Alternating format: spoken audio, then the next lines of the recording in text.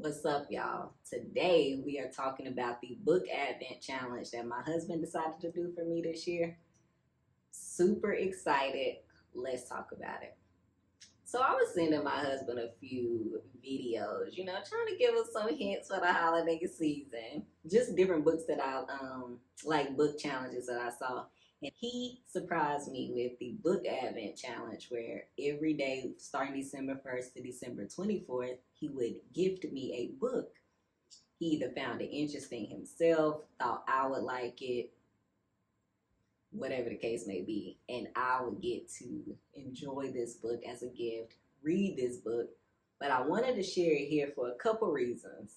One, it's exciting. Like, I'm super excited to get these books from him because one, they're for my husband. Two, as you'll see today, they're pretty interesting. And three, it's stuff that I probably wouldn't pick out on my own.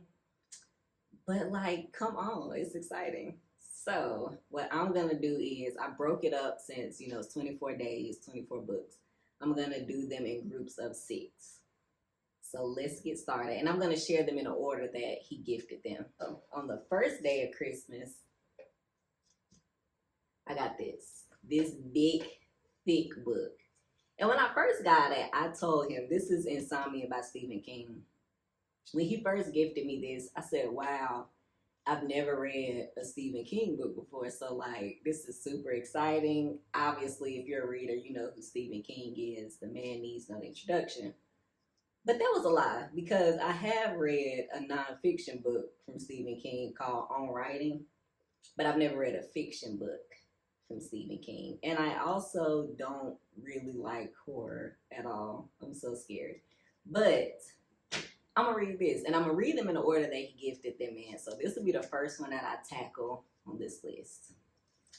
This thing is big. Let's see how many pages it is. 787 pages. And let me just read a synopsis because why not? Ralph Roberts has a problem. He isn't sleeping so well these days. In fact, he's hardly sleeping at all. Each morning, the news conveyed by the bedside clock is a little worse. 3:15, 3:02, 2:45, 2:15. The books call it premature waking. Ralph, who is still learning to be a widower, calls it a season in hell. He's begun to notice a strangeness in his familiar surrounding, to experience visual phenomena that he can't quite believe are hallucinations. Soon, Ralph thinks he won't be sleeping at all. And what then? A problem, yes, though perhaps not an uncommon, you might say.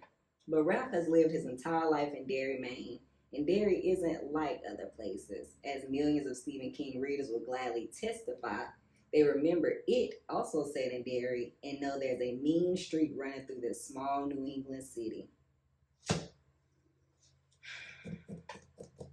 I'm going to eat this up, I think. I'll probably be scared, but And let me just say, because I opened this up, I was going to start reading it. Let me just read to you how this book starts off.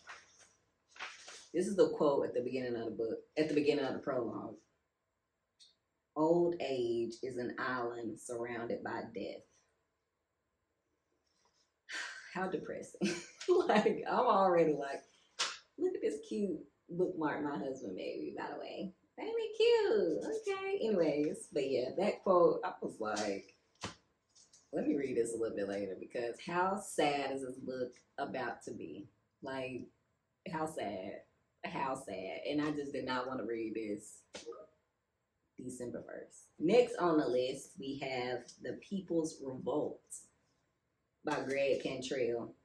So this is a nonfiction book, and I was already excited because, come on, Variety. Like, we already got some good stuff going on. Okay.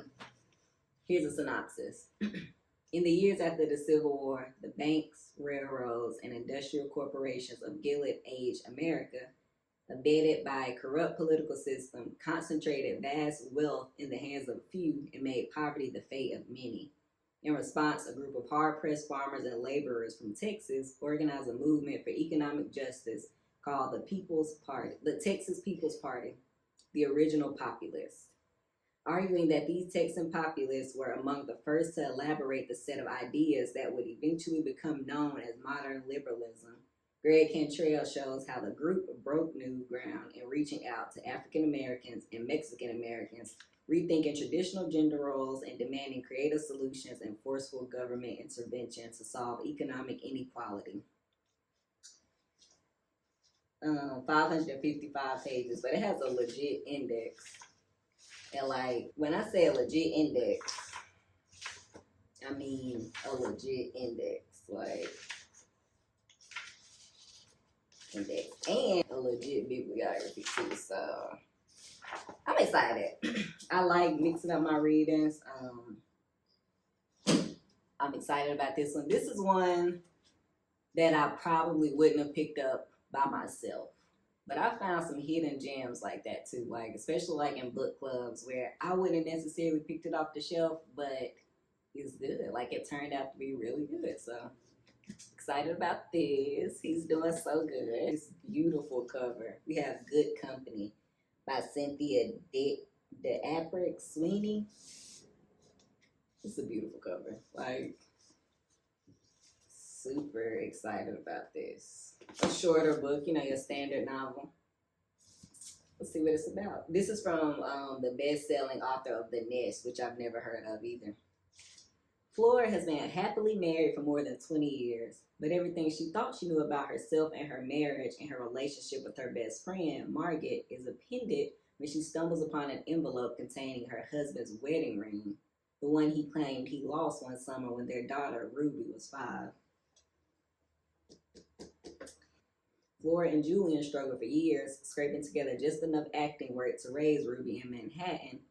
A move to Los Angeles brought their first real career successes, a chance to breathe easier, and a reunion with Margaret, now a bona fide TV star. But has their new life been built on lies? What happened that summer all those years ago? And what happens now? The author uses their signature sturdiness, humor, tenderness, and insight to tell a big-hearted story of the long-life relationship that both wound and heals us. Okay, this is, you know, I'm excited about this too. Now this, I wouldn't say, let me see. Okay, I wouldn't say that I wouldn't have picked this off the shelf because I don't know. It's so pretty. And like the synopsis seems like something I probably would have grabbed off the shelf. So I'm excited about this because I mean, it actually seems good. Like, so book 4, Girl 1 by Sara Flannery Murphy. This book sounds good. Now this is a book I would have picked up off the shelf. I know what the synopsis is because I've read it. I'm about to read it to y'all, but this sounds good. Like, I would have myself picked this up off the shelf. Not only that, this sounds like a movie me and my husband would watch together. Like, this is the type of stuff we watch together. So here's a synopsis. Josephine Moreau is Girl 1, the first of 9 miracle babies conceived without male DNA on an experimental commune known as the Homestead. The girls were raised in the shadow of controversy until a suspicious fire claimed the lives of 3 people, leaving the surviving girls and their mothers scattered across the country. Now, years later, Josie learns her mother has vanished and sets off on a desperate road trip, tracking down the only people who might help her, her estranged sisters. Together, the journey back through their past, uncovering secrets about their origins and unlocking devastating abilities they never knew they had. But someone out there will stop at nothing to prevent Josie from reaching the truth about what really happened to the homestead and where her mother is now. I can't wait to get into this one. I'm telling you.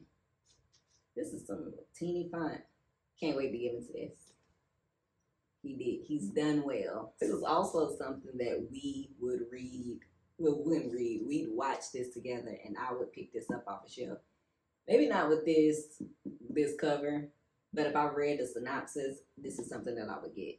This is called The XY by Virginia Bergin. Let me read y'all this synopsis. Which I had to find this one online, actually. I don't think it's in here, but let me make sure. Yeah, I don't think it was in here because I remember flipping through frantically. She's been taught to fear him. He's been taught to fear her. What if they're both wrong? In River's world, XYs are a relic of the past, along with things like war and violence.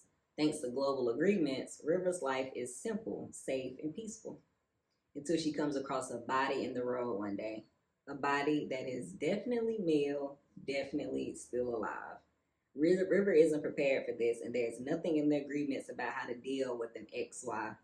Yet one lies before her, sick, suffering, and at her mercy. River can kill him, or she can save him. Either way, nothing will ever be the same. So yeah, that's what this book is about. Very excited. It's so crazy when you look at a book that has teeny tiny font like that last book, and look at this where it's like 2 sizes bigger. It looks so big, but this is what I'm used to seeing. But anyways, I'm excited to read this. Copyright 2017. Excited to get into this. He has a good mix in here, a nice variety. You got some nonfiction, fiction, horror, dystopian, sci-fi, which his favorite genre is sci-fi, so I knew I was getting sci-fi books. This one had me super excited. Bad Girls of the Bible by Liz Curtis Higgs. Let me tell you why I was excited. I was reading, I got a lot of Bible studies, but the one that I was currently going through, I didn't really I just wasn't liking it. I actually was about to switch to a different Bible study. Then I got this. Yes, it's a novel, but it is a novel approach to Bible study. So I was like, how fitting. Let me read you this. 10 of the Bible's best known women parade across the pages of Bad Girls in the Bible with situations that sound oh so familiar. Eve had food issues.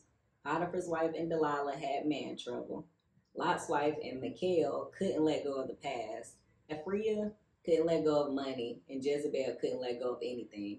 Yet the woman at the well had their thirst quenched at last, while Rahab and the sinful woman left their sordid histories behind. Let these bad girls show you why studying the Bible has never been more fun. I can't wait. And at first glance, it doesn't look like it's the kind of Bible study where I'm used to, where you read scripture, read something else, have discussion questions or thought-provoking questions that you kind of write in or do on your own with activities. This, I see a lot of scripture in here, but it's not like exercises in here. So I'm excited to read this. She's got a big bad David Uggs. Okay. Out of step. Will you, want you, will you, want you, will you join the dance? When Saul sent the men to capture David, Michael said he is ill. Very excited about this. He did good. He did good. Let's see if I can flip it. Whew, the struggle is real. Struggle is real. Hold on, y'all. Bear with me. Bear with me. He's done well. He did a good job.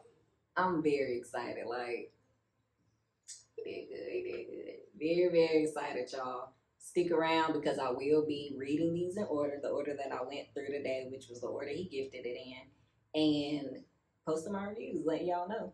These are the first 6 of the 24, and he's off to a good start. I can't wait to see what else he throws in there. See y'all.